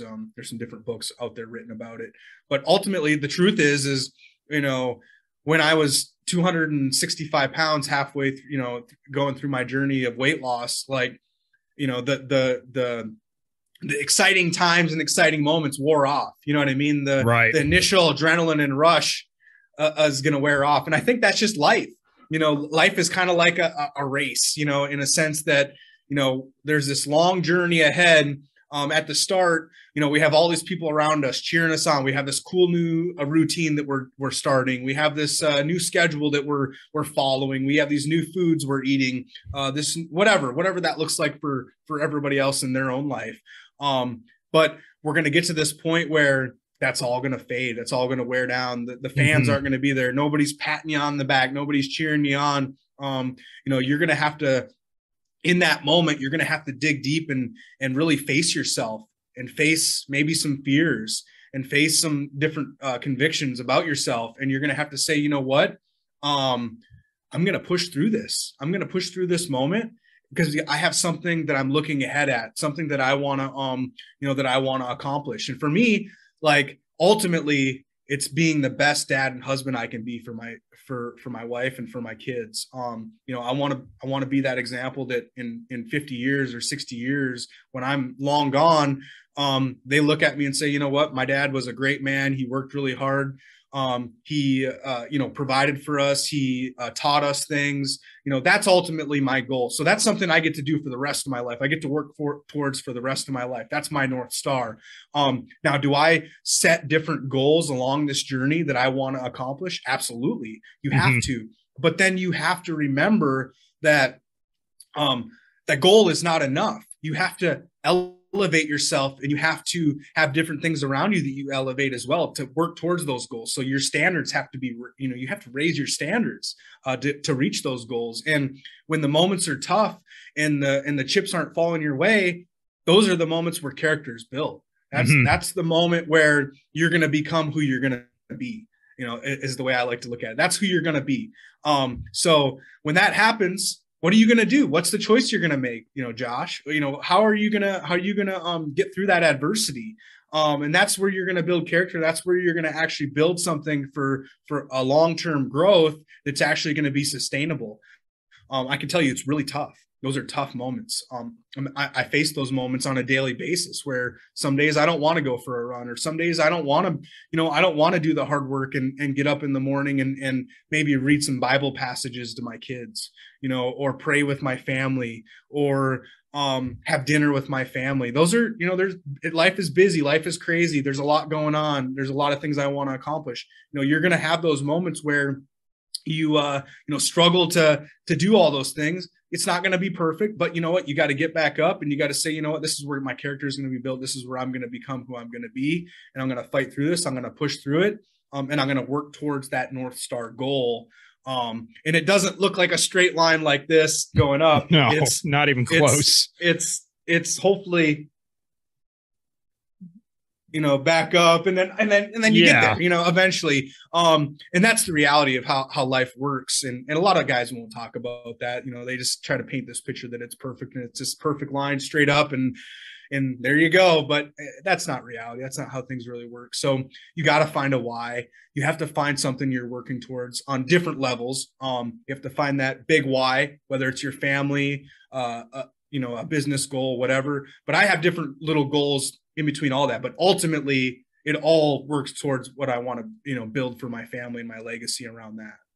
Yeah. And then I was, as you were kind of bringing that up, I also thought about like Jack Donovan brought this up. I can't remember if it was in one of his books or maybe in one of his podcasts that he had done. Cause obviously he writes about these sort of things. And he brought up the point about resting on your laurels, where it's just like you get to a certain point in your life and then you kind of take your foot off the gas pedal. Like, if you achieve something amazing, you kind of take your foot off the gas pedal and then you think that, okay, now is the time to get comfortable. And they kind of rest in their laurels. Like he brought up the point about like how, certain men would talk about how much they used to bench press, like back when they were in high school or whatever, before they, before this happened or that happened or whatever the case may be, or about like the guys that, still wear their varsity jackets when they're in their 40s, because they threw like the game winning catch when they were in high school or whatever it is, but then haven't, picked up a football since then or something. So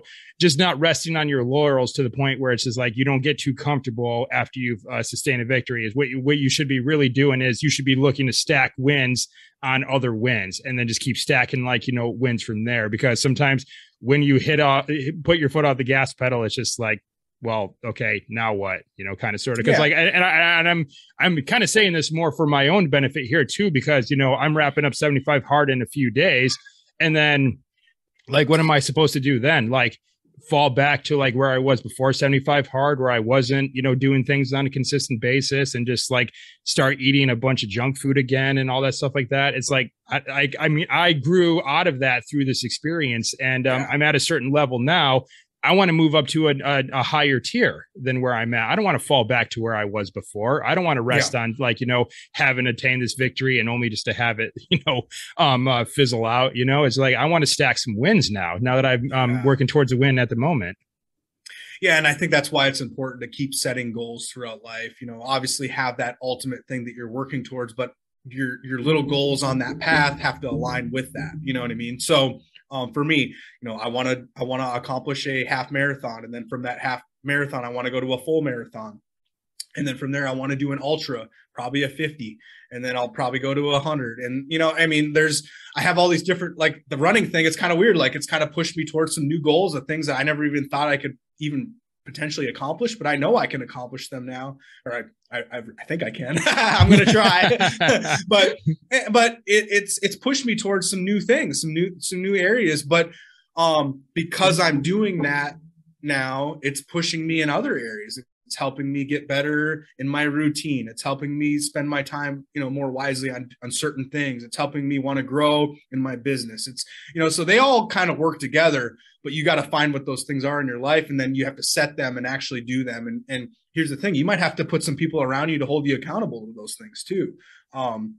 You might have to hire a coach to help you get through some of the certain phases or stages of that. You might have to, whatever, you know what I mean? Like you have to put those things in place to actually accomplish those goals and work towards them. In my health coaching stuff that I'm doing here right now, I've got like 35 different guys I'm working with on their health journey. Oh, really? That many? Yeah. I'm trying to lead them through the same journey I've been through. And it's a tough journey. It's hard work. It's a lot of these dark moments where, motivation is not there. And you know what? I tell them, I explain to them, hey, it's going to come down to, sometimes it's not going to be motivation anymore. It's just going to be the discipline of just putting that work in. I had a guy message me the other day. I posted up one of my runs. He's like, man, send some of that motivation my way. And I commented, I almost wasn't going to do this, but I messaged him back. I said, just part of the routine. And I kind of felt like an asshole saying that, but it's just the truth. I wanted to be honest. Like, that's just my routine. Like, I want to do that every day. I want it to be part of my routine. I want that discipline to be a huge part of my life, so that I can keep working towards my goals. Is that going to be perfect every day? No, for sure not. But you know what? If I have a bad day, I don't let that bad day turn into 2 bad days or a week of bad days. I don't let a bad morning turn into a bad afternoon. You have to learn how to stop and realize, hey, I can direct my day how I want to direct it. It's up to me. It's my choice. It's my attitude how I want to do this. It's up to me to jump back into my routine the way I want to do it. We all get that choice. We all get to choose that path for our day. And I try to talk about this a lot, even in my social media posts, because, a lot of people don't realize, like, you get the choice. You get to choose how you live your day. You get to choose, quit making the excuses, like make the right choice, So, and if you want to go down another path, that's up to you too. Yeah, well, a lot of this, you brought up the example about how, send some of that motivation my way. But really the thing is, like, a lot of this motivation or these changes that people need to see in their life, a lot of them are actually pretty simple if you think about it. I mean, they may not be necessarily easy. Like I'm rereading Discipline Equals Freedom right now, which is one of my favorite books. And Jocko Willink talks about this in the book, that it's just, a lot of this stuff is simple, but a lot of people kind of get in their own way by making things more complicated than what they really are. Like, how do you stop eating junk food and you cut back on sugar? Well, you just stop eating junk food and you cut back on sugar. I mean, like, that's it. And just the same thing with, like, anything else. It's like, how do I stop watching so much TV? Stop watching so much TV. Cancel the subscription, Like, come on, man. Like, and it's so true, Josh. Like, you have to cut the things out of your life that you don't want to eat more junk food. Like, don't buy it. Don't put it in your house. That's one of the things that with my coaching clients, I tell them, like, hey, don't bring it in the house. Like, and you won't be tempted to eat it, or, find ways to make your schedule work. You plan your schedule, prepare yourself to do things a certain way, look ahead in your schedule on how you can, if you're traveling, and how you can eat better, how you can get steps in, how you can stay clean in your nutrition, pack foods, whatever, you have to implement these things, and then you actually just have to do them. It just kind of becomes part of your routine eventually. And you get to that point where I'm at that point in my life where I kind of like my routine, even if it's like bare and very minimal and very like simple. Like, I kind of like that because it just makes it simple for me and makes it easy for me to accomplish those things. And I can focus on other things in my life then too.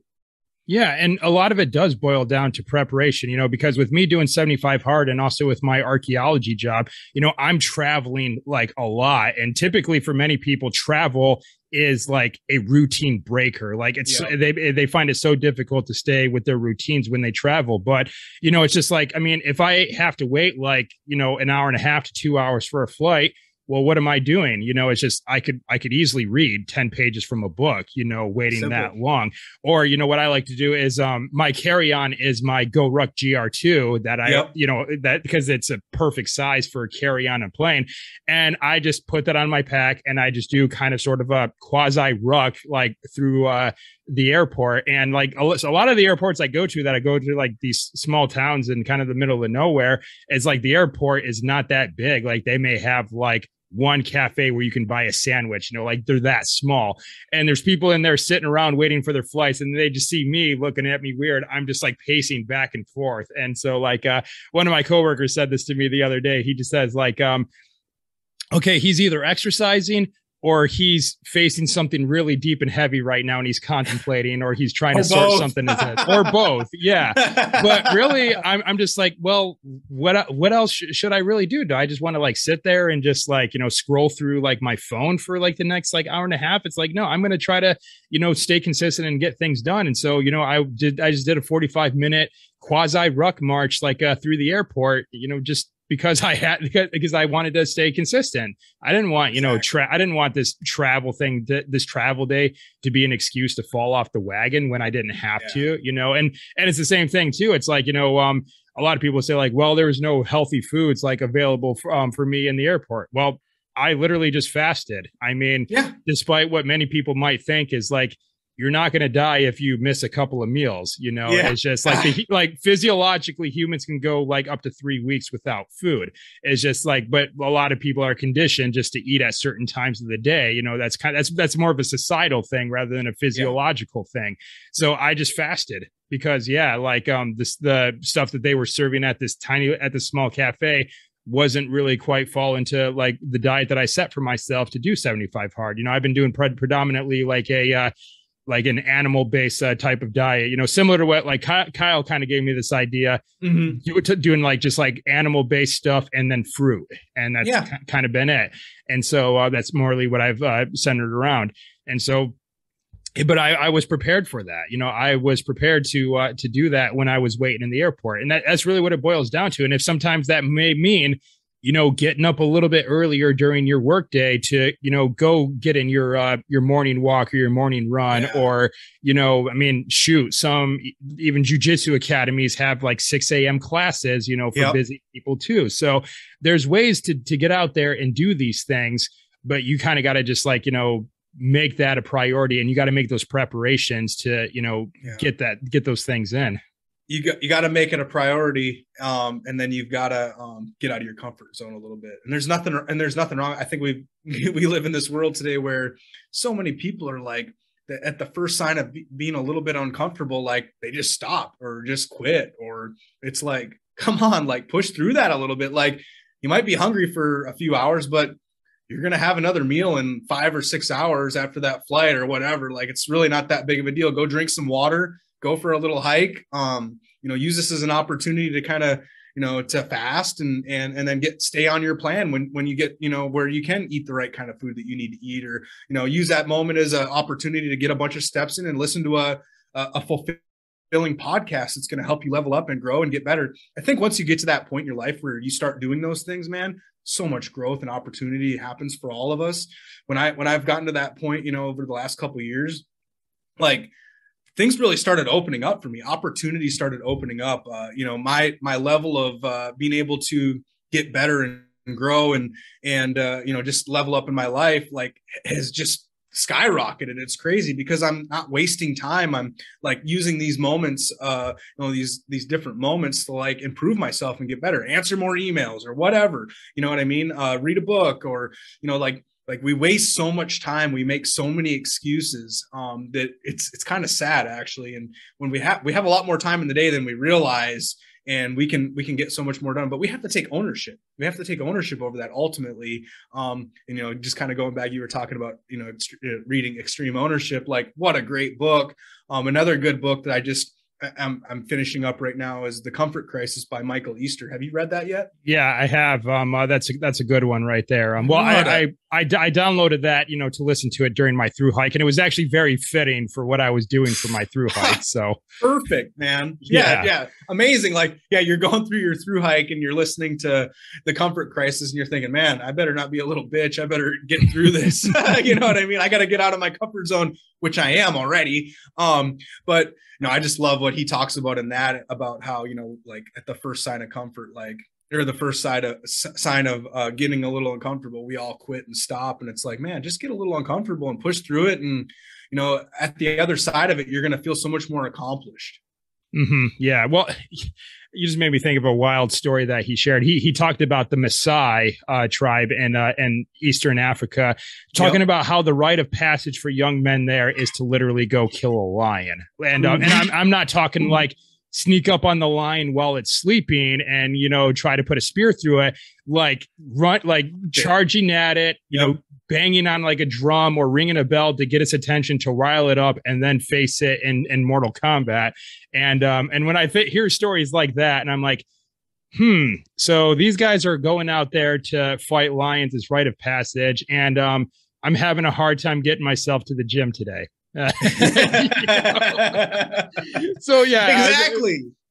Yeah. So exactly. Yeah, that was just fun, like, reading about that, and also just kind of hearing his story about like when he was up in Alaska, and then just he's with Donnie Vincent and that one other guy, and they're hunting caribou, and just like what it's like to be out there in the wild, where also just to be in a place where you're just disconnected from everything. Because like another thing too, and I think that would also maybe, for a long time, and I'm speaking for personal experience too, and I'm sure this is something that's happened to a lot of people, maybe even you as well, but it's just, I allowed myself to get easily distracted. Like, we are surrounded by so much stimuli in this day and age. I mean, it's like everything from social media to a gazillion different streaming services, and, this, that, like, and all these marketing things, like marketing bots on like social media as well, are trying to get our attention. So it just seems like we're spreading our attention so thin. And kind of getting back to this primal aspect of things is, I don't know if we've evolved fast enough to deal with this much stimuli. I think it's just because, when Michael Easter was talking about what he was experiencing out during his hunt, that was the environment that we evolved in. That's the environment that humans had, like, developed themselves in for millennia. And, this even goes back to our conversation about hunting, where it's just like, we kind of get out on the hunt as just like, the small handful of us in the wild, pretty much, way away from the civilized world. It's like, it's almost like this is kind of where we're meant to be right now, Yeah. Yeah. And it might be a little uncomfortable because we're used to having our phones with us, or we're used to having, all the certain foods that we like to have, or the access to water, access to certain things. And you know what, put yourself in those situations, kind of like what you were saying, like, where maybe you don't have access to everything that you want, but be open to being a little uncomfortable.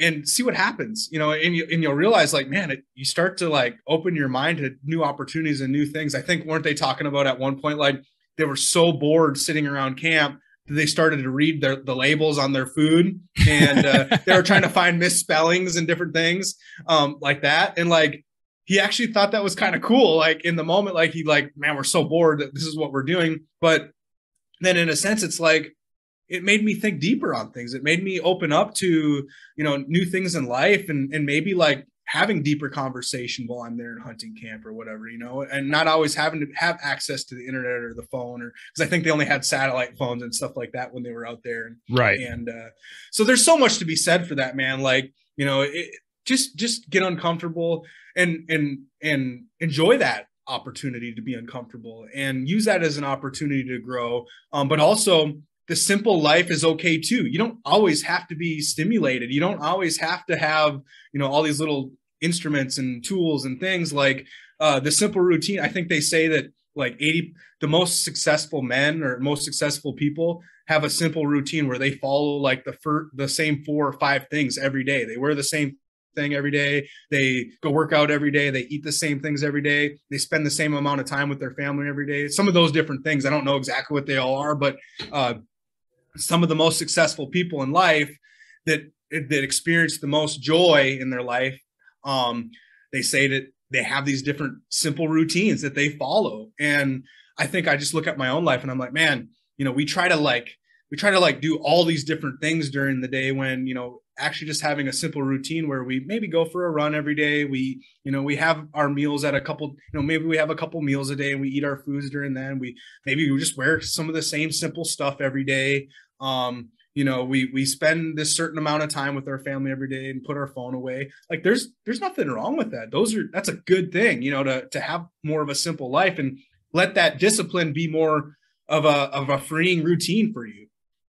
Yeah. And also, I think that also just boils down to a degree, being decisive as well. Like, as you were kind of saying that, I was just thinking of something that Bedros Keuilian talked about like one time, where it's just like, how much time is being spent trying to make decisions about certain things that in the long run don't even really matter that much. Like you brought up just having a couple of maybe just simple outfits that you would choose from, where it's just like, how many people spend a good amount of time just thinking about what shirt they want to wear that day, where he's just like, just grab a freaking shirt and get going.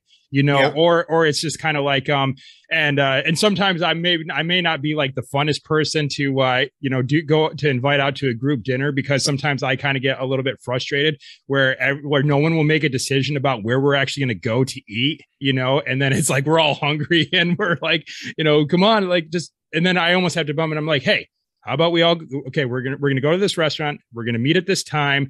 You all can ride with me. The rest can ride with him. Anyone, got any other ideas, or is that going to work? Because it's like, some people would be like, oh, well, I'm good wherever you guys want to go. I don't really care. And then this and the other, it's just like, just pick a place to go eat, Sometimes you just have to make a decision and go with it. And like, if other people around you, it doesn't work for them, hey, whatever, it just doesn't work. You know what I mean? And like, there's something so freeing about that. Once I started to think that way and do that more, like it's like helped me just like save more time and just have a better schedule and be more open to, different opportunities. It's like, well, that just doesn't work with my schedule. I'm sorry. Like, that's not going to work.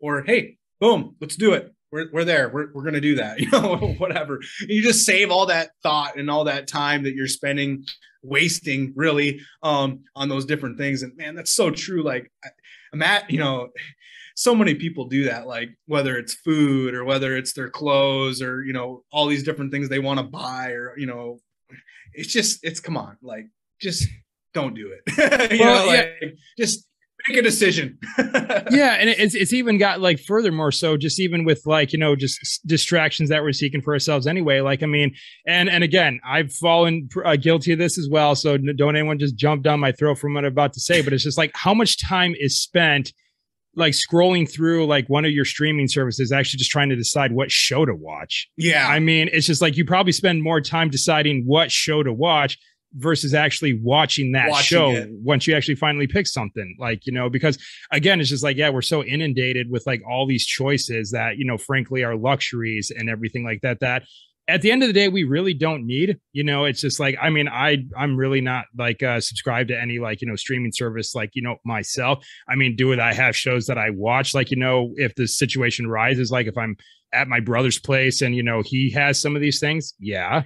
Cause I like doing that stuff with my brother from time to time, but it's just like, but typically it's like, we normally have a kind of a plan going into it. It's like, hey, yeah, let's, how about we go watch this show? I'm like, okay, cool. Then we just go right to it. There's no real like downtime there. So yeah, it's just, there is something to be said about being just, keeping things simple and everything like that. Be decisive. Just make a choice and go with it.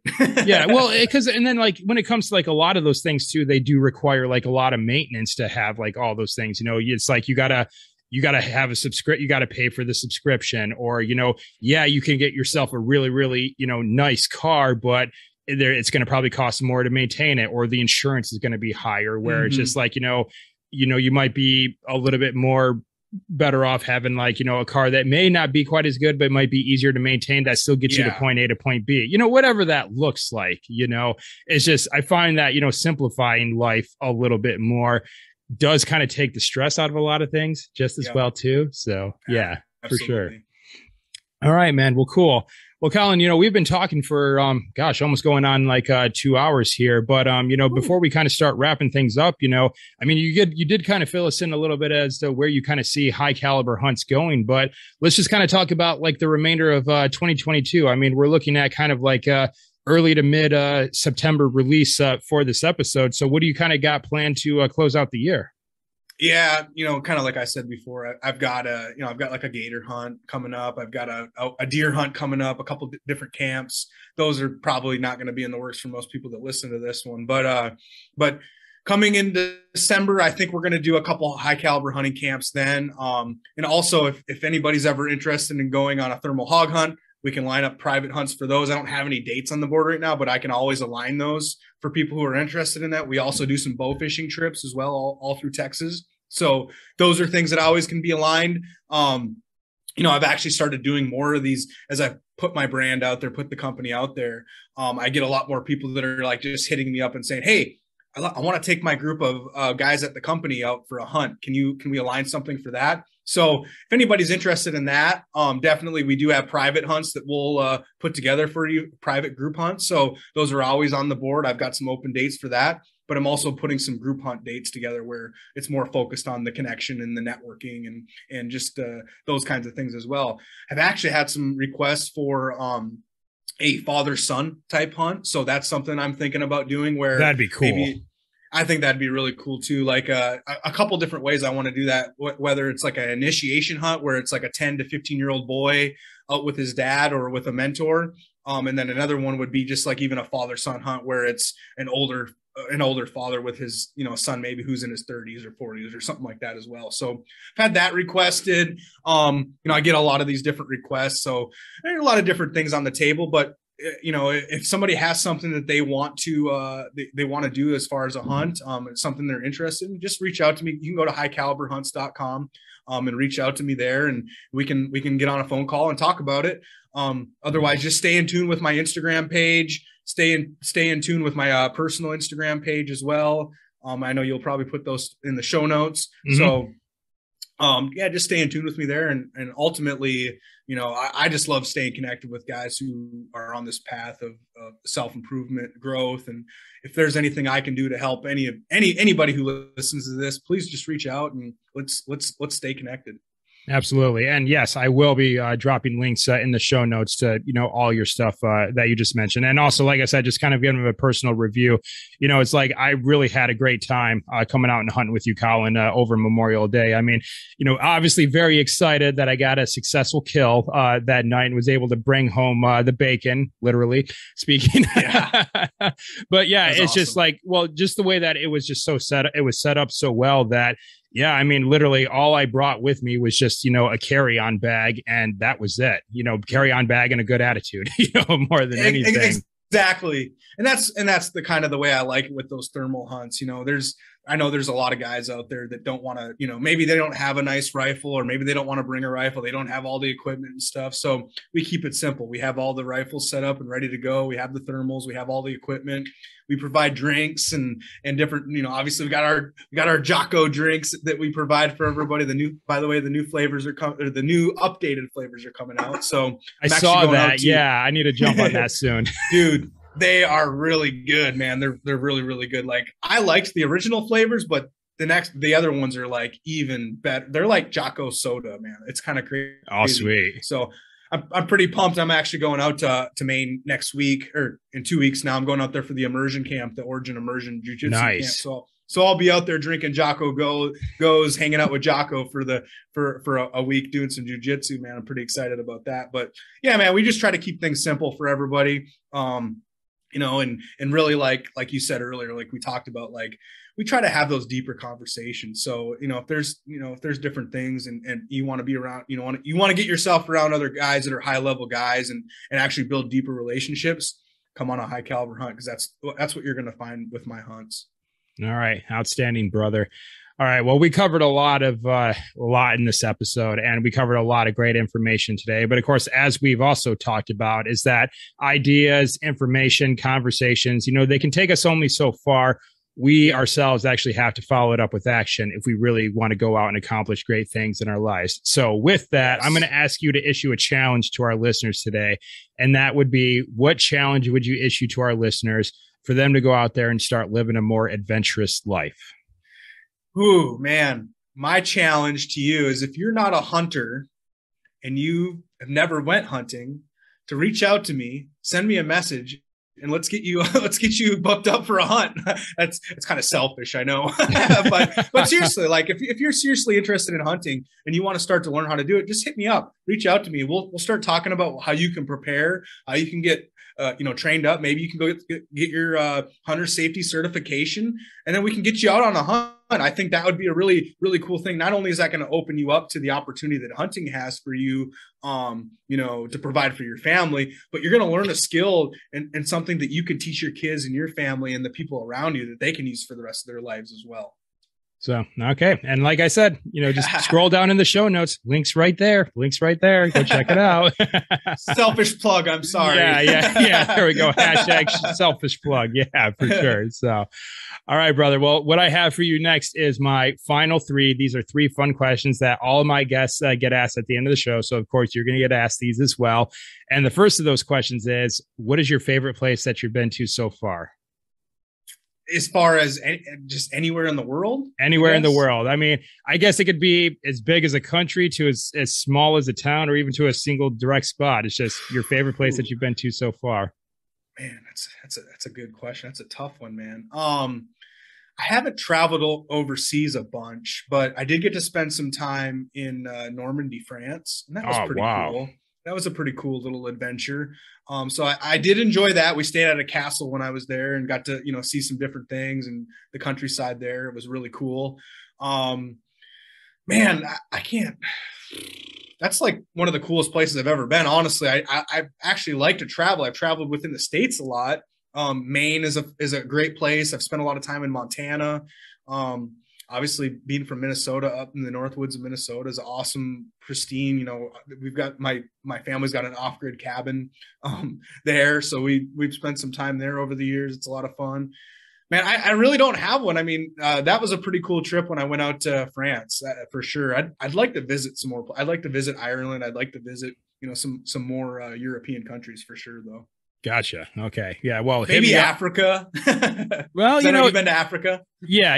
Well, hit me up. I got a couple of recommendations for Europe, if you're interested down the pike. So cool. For sure. Absolutely. So, all right. Now that things are opening back up.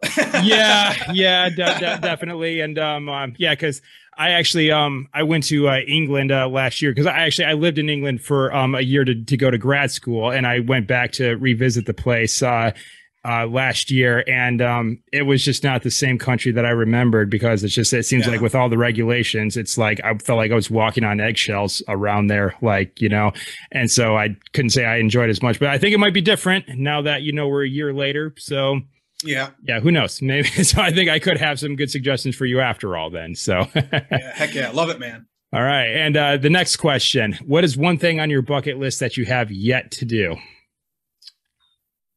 Another good, man. These are tough. I don't remember these from last time. I should have went back and had you send that to me so I could remember what I said. Man, something that's on my bucket list. Definitely want to go out to Alaska, or maybe the Northwest Territories, or somewhere, somewhere way up north, and do a grizzly hunt or a brown bear hunt. Would be really cool. Another one would be to go to New Zealand and do like a red stag hunt, something like that, or even out, another one of these mountainous countries and do like a sheep hunt or something like that, for sure. So for sure though, like the grizzly hunt, man, that just sounds like a primal hunt that I'd love to embark on, especially with my bow and arrow, something like that. Oh, gotcha. Yeah. That's going to be entirely different ball game too. If you're going to use your bow and arrow for something like a grizzly, that'd be, wow. That sounds cool though. Right on, brother. Hey, it's on the list, man. Okay. Awesome, man.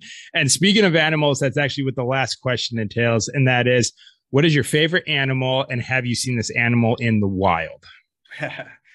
My favorite animal is a roadrunner, actually. Really? kind of That's a random first for the show. kind of a random answer, but I've done a lot of research on them. They're very social animals. They actually have interacted with humans for thousands of years, from what I've read, and they're actually known as an animal that has a lot of good luck surrounding them in a way. So, which is kind of funny to think about. A lot of times when I see roadrunners, I'll see them like when I'm on a hunt or when I'm out stalking in the woods, or here in Texas, you'll see them out in the wild quite a bit. And I've had some different hunts where I've had some success after seeing them. So I don't know, there's some correlation there, but honestly, it's kind of funny, man. The old roadrunner is kind of one of my favorite animals to see in the wild and just watch how they move around and how they interact and different things like that. It's kind of cool. Do you see them a lot in Texas, I'm guessing? Yeah, we see them quite a bit, man. They're all over the state. So I honestly, when I was living in Stephenville in Central Texas, I had one come into my yard and jump up on my fence outside my my office window and just sat there, and it looked at me and I looked at it, and it was like just sitting there. It was like the weirdest thing. It like sat there for like 10 minutes just looking around, and I was like, man, that's kind of cool. Then he jumped down and just walked away and went on his way. And I was like, he could literally see me through the window. It was kind of a weird thing, man. It was like, but then I started looking into it even deeper, and I found out that they're very social animals. They like to be around people, and they like to interact with people. So I don't know, weird. Yeah, that's definitely a first to come up on the podcast, roadrunners. So, and actually, honestly, I got to say, man, I never would expect anyone would have brought that forth. So it's just because, well, I haven't seen a roadrunner myself, but then it's just like, you don't hear that come up very often, roadrunners. So I like that. That's cool. So I'll have to keep my eyes peeled next time I'm in Texas, though, because I kind of want to see one now all of a sudden. So. I know. It's kind of a random answer, but I think they're like the coolest animals, and just how they're like colored, like, I don't know. I'm pretty sure they're probably big time hunters too, as birds. Mm-hmm. Like they're like one of those birds that hunt a lot and stuff. So just the way they're colored and stuff, they just look like camouflage. It's kind of cool. All right, cool. Right on, man. All right. Well, Collin, that's it, brother. That's all the questions that I have for you. But before we call it a day here, let's just recap one more time where our listeners can go connect with you, where they could see your schedule for upcoming hunts and how they can book them, and, where they can find you on social media and basically the work. So yeah, man, what do you got? Yeah, man. Like I said, Instagram's a great place. I love to connect with people there. So High Caliber Hunts on Instagram, and then Collin_Cottrell on Instagram as well, on my personal page. And then highcaliberhunts.com is my website. And I haven't updated it for a little bit, but you can go to collincottrell.com as well. That's COLLINCOTTRELL.com. And I do keep pretty much everything updated there as well.